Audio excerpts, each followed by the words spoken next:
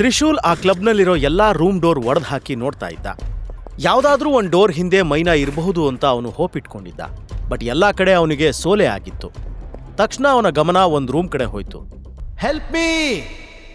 Room ಒಳಗಿಂದ ಮೈನಾ ಜೋರಾಗಿ ಕೂಗ್ತಾ ಇರೋದು ಕೇಳಿಸ್ತು. ಆ ಕೂಗು ಅವನ ಸಿಟ್ಟನ್ನ ಆಕಾಶಕ್ಕೇರಿಸ್ತು.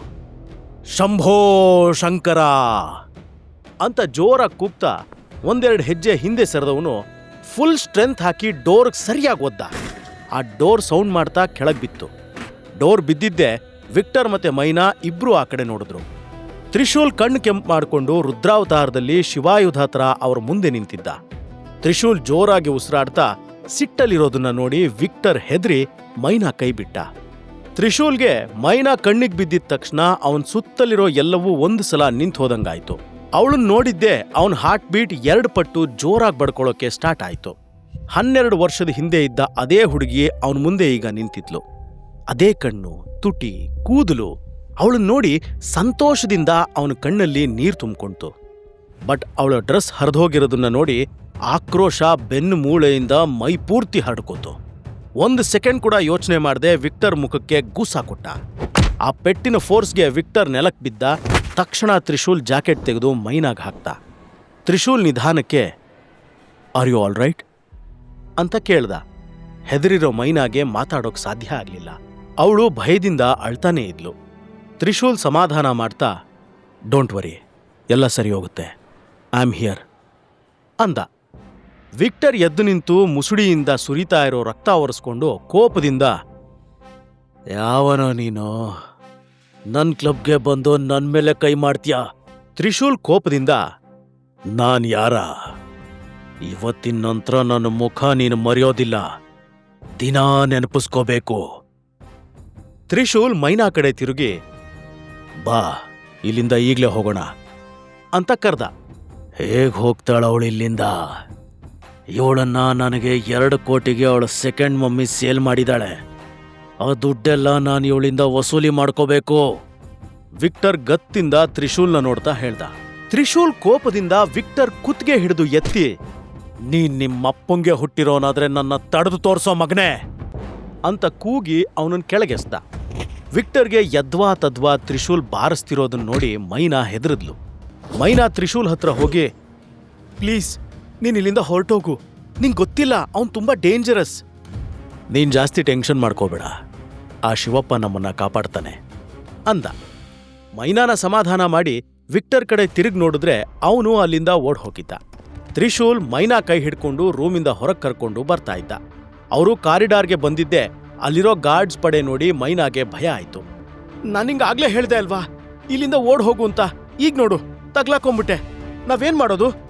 ಹೆದರ್ಕೊಂಡಿರೋದ್ರಿಂದ ಮೈನಾ ಬಾಡಿ ಫುಲ್ ನಡುಗ್ತಾ ಇತ್ತು. ಬಟ್ ತ್ರಿಶೂಲ್ ಮಾತ್ರ ಕಾಮ್ ಆಗಿದ್ದ. ಭಯದ ನೆರಳು ಕೂಡ ಅವನ ಮುಖದ ಮೇಲೆ ಇರಲಿಲ್ಲ. ಮೈನಾ ಕೈ ಮೇಲೆ ತ್ರಿಶೂಲ್ ಕೈ ಇಟ್ಟು ನೀನಿಲ್ಲೇ ನಿಂತಿರು, ಈ ಮಾಂಸಪಿಂಡಗಳನ್ನ ಮಣ್ಣು ಮುಗ್ಸೋಕೆ ನನಗೆ 5 ನಿಮಿಷ ಕೊಡು ಸಾಕು. ತ್ರಿಶೂಲ್ ಗಾರ್ಡ್ಸ್ ಮೇಲೆ ಉರಿಯೋ ಬೆಂಕಿ ತರ ದಾಳಿ ಮಾಡ್ದ. ಆ ಎಲ್ಲಾ ಬಾಡಿಗಾರ್ಡ್ಸ್ ಬ್ಲಡ್ ಇಂದ corridor full red colour paint ಮಾಡಿದ್ದ. ಕಾರಿಡಾರ್ನ ಆ ಕಡೆ ನಿಂತಿರೋ ಮೈನಾಗೆ ತ್ರಿಶೂಲ್ನ ಈ ರೂಪ ನೋಡಿ ಶಾಕ್ ಆಯ್ತು. ತಕ್ಷಣ ಕಣ್ಮುಚ್ಕೊಂಡ್ಲು. ಆ ಗಾರ್ಡ್ಸ್ ಕೂಗಿಂದ ಇಡೀ ಕಾರಿಡಾರ್ ಫುಲ್ ಎಕೋ ಆಗ್ತಾ ಇತ್ತು.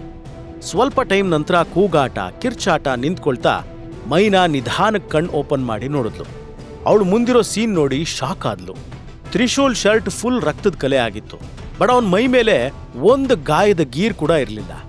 ಚಾಕು ಆ ಕಡೆ ಎಸಿತಾ ಸ್ಮೈಲ್ ಮಾಡ್ದ. ತ್ರಿಶೂಲ್ ಸೇಫ್ ಆಗಿರೋದನ್ನ ನೋಡಿ ಮೈನಾಗೆ ಸಮಾಧಾನ ಆಯಿತು. ತ್ರಿಶೂಲ್ ಕೈಗಂಟಿರೋ ರಕ್ತನ ಪ್ಯಾಂಟ್ ಒರೆಸ್ಕೊಂಡು ಮೈನಾ ಕೂದಲು ಸರಿ ಮಾಡ್ತಾ ಹೇಳಿದ್ದೆ ಅಲ್ವಾ, ಜಸ್ಟ್ 5 ಮಿನಿಟ್ಸ್. ಆ ಮಾತು ಕೇಳಿ ಮೈನಾ ನಕ್ಬಿಟ್ಲು. ಅಲ್ಲಿರೋ ಗಾರ್ಡ್ಸ್ ಯಾರೂ ಫಾಲೋ ಮಾಡೋ ಕಂಡೀಷನಲ್ಲಿ ಇಲ್ಲ ಅನ್ನೋದನ್ನ ನೋಡಿ ತ್ರಿಶೂಲ್ ಮೈನಾ ಕೈ ಹಿಡ್ಕೊಂಡು ಮೆಟ್ಲಿಂದ ಕೆಳಗಿಳಿದು ಹೋದ. ತ್ರಿಶೂಲ್ ಪರ್ಫೆಕ್ಟ್ ಆಗಿ ನಡ್ಕೊಂಡು ಬರ್ತಿರೋದನ್ನ ನೋಡಿ ವಿಕ್ಟರ್ ಶಾಕ್ ಆದ. ತ್ರಿಶೂಲ್ ಹತ್ರ ಬರ್ತಿರೋದನ್ನ ನೋಡಿ ಭಯದಿಂದ ವಿಕ್ಟರ್ ಗಂಟ್ಲು ಒಣಗ್ತು. ತ್ರಿಶೂಲ್ ಹತ್ರ ಹೋಗಿ ನಿಂತ.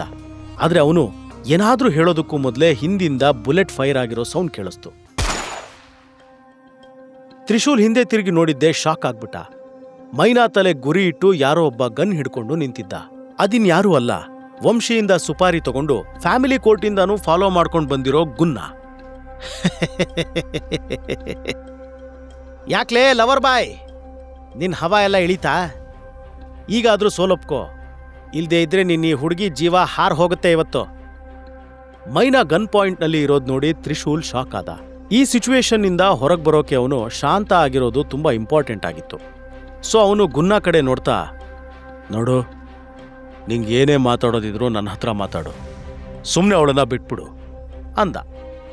ಯಾವನಿಗೋ ಮಾತಾಡೋಕಿರೋದು? ನಾನು ನಂಗೆ ಕೊಟ್ಟಿರೋ ಕೆಲಸ ಮುಗಿಸಿ ಹೋಗಕ್ಕೆ ಬಂದಿದ್ದೀನಿ. ಸತ್ಯ ಹೇಳಬೇಕಂದ್ರೆ ಸುಪಾರಿ ಬಂದಿರೋದು ನಿನ್ನ ಹೆಸರಲ್ಲಿ, ಬಟ್ ನೀನು ಕೈಗೆ ಸಿಗ್ತಾ ಇಲ್ಲ, ಅದಕ್ಕೆ ಮೇಡಮ್ನ ಹಿಡ್ಕೋಬೇಕಾಯ್ತು. ತ್ರಿಶೂಲ್ಗೆ ಅವನ ಹೆಸರಲ್ಲಿ ಯಾರು ಸುಪಾರಿ ಕೊಟ್ಟರು ಅನ್ನೋದು ಗೊತ್ತಾಗ್ಲಿಲ್ಲ. ಅವನು ಏನಾದರೂ ಕೇಳೋಕ್ಕೂ ಮೊದಲೇ ವಿಕ್ಟರ್ ನಗ್ತಾ, ಲೇಹೇ ಲೇಹೇ ಲೇಹೇ ಏನೋ ಟುಸ್ ಪಟಾಕೆ ಆಗೋದಿಯಾ? ಹಾರಾಟ ಎಲ್ಲ ನಿಂತೋಯ್ತಾ ಈಗ?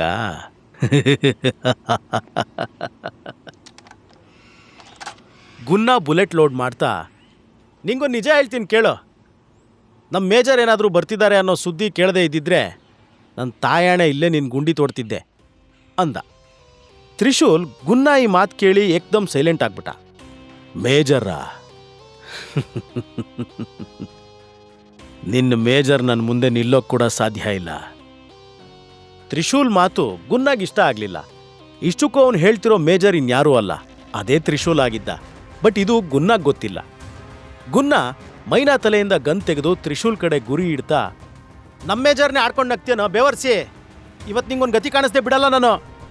ಗುನ್ನಾ ಸಿಟ್ಟು ನೋಡಿಕೊಂಡು ಪಟ್ ಅಂತ ಅವನ ಹತ್ರ ಹೋದ ವಿಕ್ಟರ್, ಇವನನ್ನು ಈಗಲೇ ಸಾಯಿಸ್ಬೇಡ, ನನ್ನ ಕಾಲಿಗೆ ಬಿದ್ದು ತಪ್ಪಾಯಿತು ಅಂತ ಕೇಳಬೇಕು ಅವನು, ಆಮೇಲೆ ನೀನು ಏನಾದರೂ ಮಾಡ್ಕೋ. ವಿಕ್ಟರ್ ಹೇಳಿದ್ದು ಕೇಳಿಸ್ತಲ್ವಾ? ಇನ್ನೂ ಯಾಕೆ ನಿಂತೇ ಇದೆಯಾ ಬೇಕೂಫಾ? ಬೇಗ ಅವನ ಕಾಲಿಗೆ ಬಿದ್ದು ಸಾರಿ ಕೇಳೋ.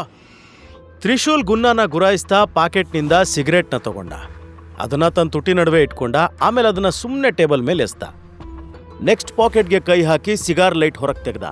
ತ್ರಿಶೂಲ್ ಆ ಸಿಗಾರ್ ಲೈಟ್ ಮೇಲೆ ಸುಮ್ಮನೆ ಕೈ ಬೆರಳಾಡಿಸ್ತಾ ಸಣ್ಣದಾಗಿ ಸ್ಮೈಲ್ ಮಾಡ್ದ. ಆ ಸಿಗಾರ್ ಲೈಟ್ ಅವನ ಹಲವಾರು ಸೀಕ್ರೆಟ್ಸ್ಗೆ ಸಾಕ್ಷಿಯಾಗಿತ್ತು. ಯಾವಾಗ ಮೈನಾ ಕಣ್ಣು ಓಪನ್ ಮಾಡಿ ನೋಡಿದ್ಲೋ, ಗುನ್ನಾ ಕೈ ನಡುಗ್ತಾ ಇತ್ತು. ಕೇವಲ ಕೈ ಮಾತ್ರ ಅಲ್ಲ, ಅವನ ಇಡೀ ಬಾಡಿ ನಡುಗ್ತಾ ಇತ್ತು. ಗುನ್ನಾಗೆ ಉಸಿರಾಡೋಕ್ ಕೂಡ ಕಷ್ಟ ಆದಂಗೆ ಅನ್ನಿಸ್ತಿತ್ತು. ಇಷ್ಟೊತ್ತಿನ ತನಕ ನಾನು ಕೊಲ್ಲೋ ಕಾಯ್ತಾ ಇರೋ ವ್ಯಕ್ತಿಗೆ ಏಕಾಏಕಿ ಏನಾಗೋಯ್ತು ಅನ್ನೋ ಕನ್ಫ್ಯೂಷನ್ ಮೈನಾಗೂ ಆಯ್ತು. ಗುನ್ನಾ ಕೈಯಿಂದ ಗನ್ ಕೆಳಗೆ ಬಿದ್ದೋಯ್ತು. ಇವನ್ಗೇನಾಯ್ತಪ್ಪ ಅಂತ ವಿಕ್ಟರ್ ಕೂಡ ಅವನನ್ನೇ ನೋಡ್ದ. ಗುನ್ನಾ, ಲೇ ಗುನ್ನಾ, ತಗೋ ನಿನ್ ಗನ್ನು, ಇದೇ ಸರಿಯಾದ ಟೈಮು ಗುನ್ನಾ. ವಿಕ್ಟರ್ ನೋಡ್ತಾ ಇರೋ ಹಾಗೆ ಗುನ್ನಾ ಮಂಡಿಯೂರಿ ನೆಲಕ್ಕೆ ಬಿದ್ದ. ಅರ್ಧ ಜೀವ ಇರೋ ವ್ಯಕ್ತಿ ತರ ಗುನ್ನಾ ಸಿಚುಯೇಷನ್ ಆಗಿತ್ತು. ಒಂದೇ ಸಲಕ್ಕೆ ಪೂರ್ತಿ ಆಟನೇ ಬದಲಾಗೋಯ್ತು. ಸಂಪೂರ್ಣ ಕಥೆ ಕೇಳಲು ಪಾಕೆಟ್ ಎಫ್ಎಂ ಅಪ್ಲಿಕೇಶನ್ ಡೌನ್ಲೋಡ್ ಮಾಡಿ, ಲಿಂಕ್ ಡಿಸ್ಕ್ರಿಪ್ಷನ್ ನಲ್ಲಿದೆ.